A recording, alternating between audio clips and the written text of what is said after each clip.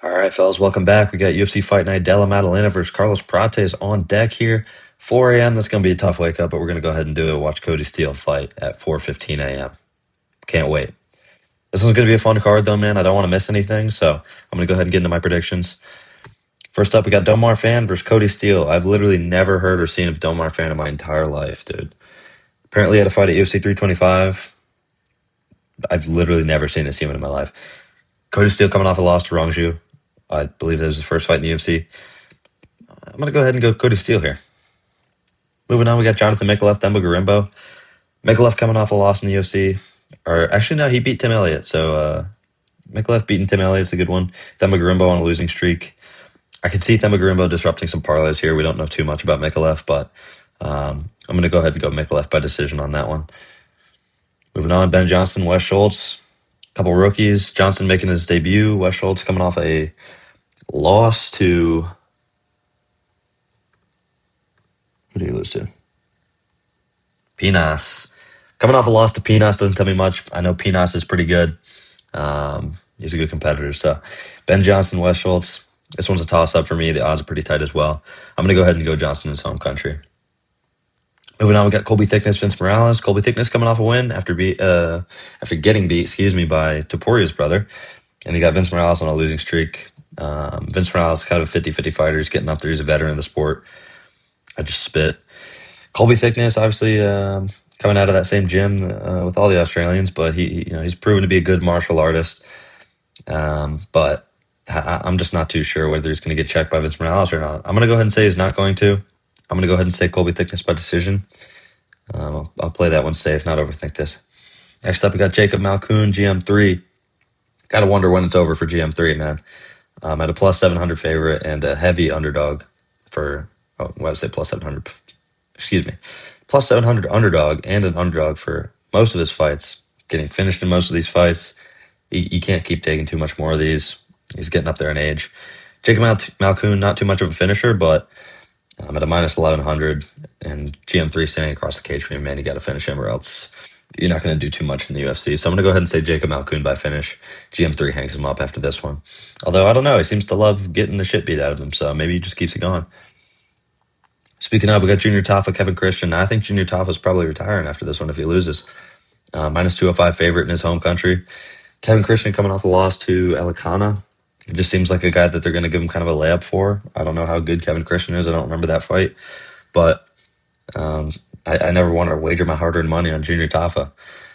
So if I had to pick one, I'm going to go ahead and say Kevin Christian gets it done, embarrasses Junior Tafa, and that's the end. I think we're going to see it. Whether he retires or whether he's cut, I'm not sure, but I think this is the last fight we get at Junior Tafa. So enjoy it while it lasts.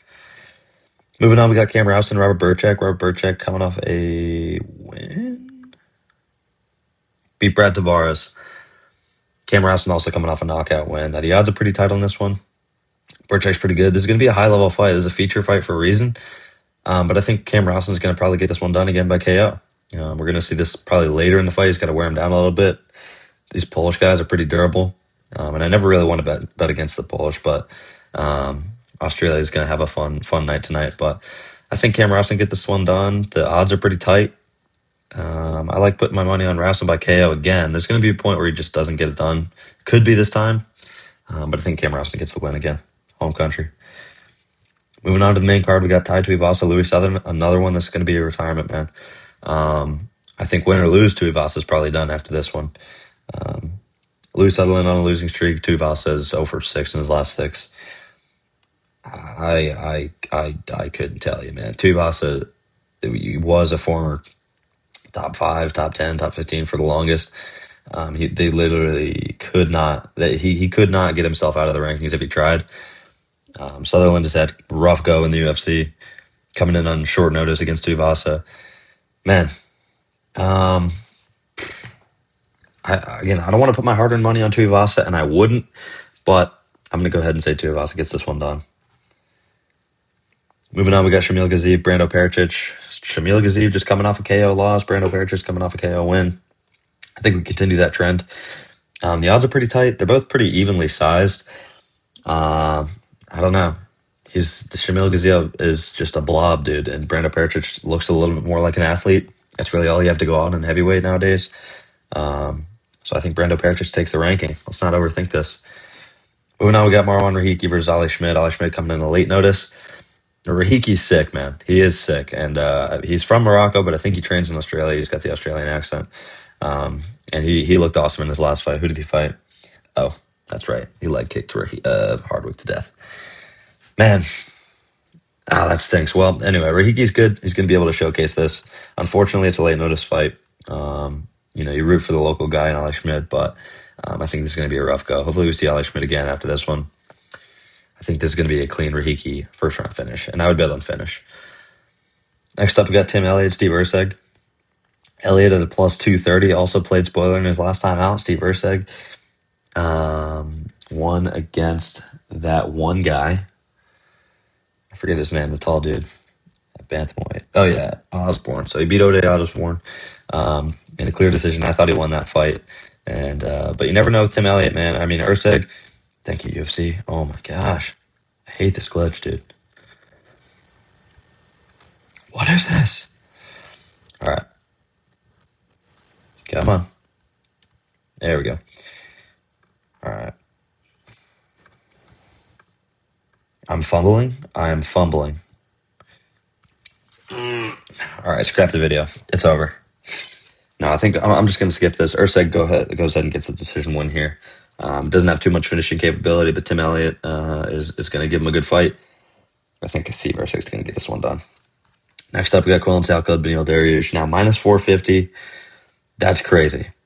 But Quillen Salcud is going to finish Beneil Dariush within the first round. I just see this. I see it happening. This fight is just meant for this to happen. But Quillen's getting a little too much fluff in the media right now. So it makes me think Beneil Dariush might play spoiler.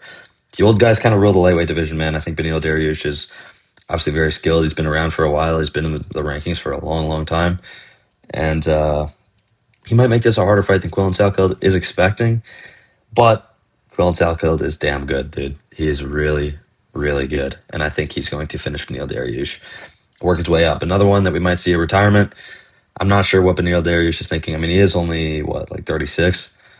Might be even younger than that. But I think this might be, depending on how tonight goes, we might see the end for Dariush, but Quillen is going to have himself a night, especially on a stage like this. Co-main event on a JDM Carlos Prates card. Everyone's going to be watching. This just seems like a layup. And if I were to pick Dariush, I mean, I think that would just be stupid when Quillen goes out there and finishes round one. So, Quillen, round one finish. Never know what he's going to do, but just betting on by finish is good for me. Now, main event. JDM versus Carlos Prates. I'm so sad, dude. I'm so sad. I love both of these guys, and I love JDM. And I'm torn up because Carlos Prates is going to knock him out. I see it happening, man. Prates, every win he's had in the last 13 fights is a knockout. He's got that touch of death, bro, that left hook. I mean, he touches your face and it's over. Now JDM has really good head movement, really good boxing, and a really good chin. But I don't know. I just think Prates is going to break it, man. They're being a little bit buddy in the pre-fight interviews and everything like that. In the meetup, I haven't watched the press conference, but they were being a little bit too buddy, which does worry me because when Prates was doing that with Ian Gary, he just refused to finish him, even though he had all the opportunity in the world to at the end. But Carlos Prates, I can see him getting this one done. This fight was a tough one to watch get made because there's just I like both of these guys and there's a lot of other fights, but I understand why they had to do it. Prates is looking at a title shot after this. JDM wins this. He's right there too. Something where it could get booked, but I think he might have to win one more. But Prates is getting a title shot after he knocks out JDM.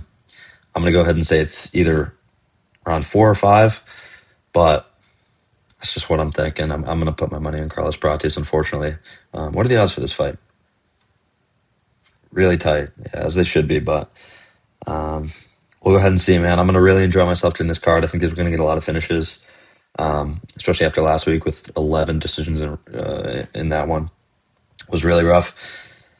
I'm just excited to see what this one. I'm trying to get myself hyped up at 7 in the morning. We'll see what happens, but this is what we're looking like. Thank you, guys. Good luck with all your bets this weekend. and I will see you in the next one. Peace.